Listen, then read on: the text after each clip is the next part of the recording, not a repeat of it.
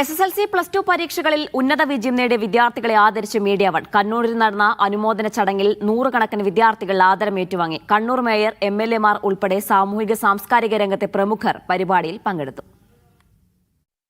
10ാം class higher secondary പരീക്ഷകളിൽ മികച്ച വിജയം നേടിയവർക്കാണ് മീഡിയ വൺ A+ മുദ്രയിലൂടെ ആദരമൊരുക്കിയത്.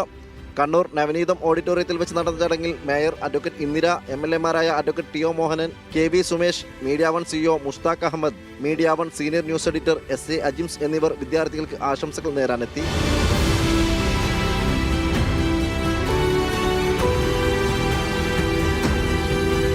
ഈ വിജയത്തിൽ അഹങ്കരിക്കാതെ വിനയത്തോടുകൂടി, സ്നേഹത്തോടുകൂടി, സാമൂഹ്യ പ്രതിബദ്ധതയോടുകൂടി മുന്നേറാൻ നിങ്ങൾക്ക് കഴിയട്ടെ. അതോടൊപ്പം പരാജയങ്ങളെ നേരിടാനും നിങ്ങൾക്ക് കരുത്തുണ്ടാകണമെന്നുള്ളത് കൂടിയാണ്.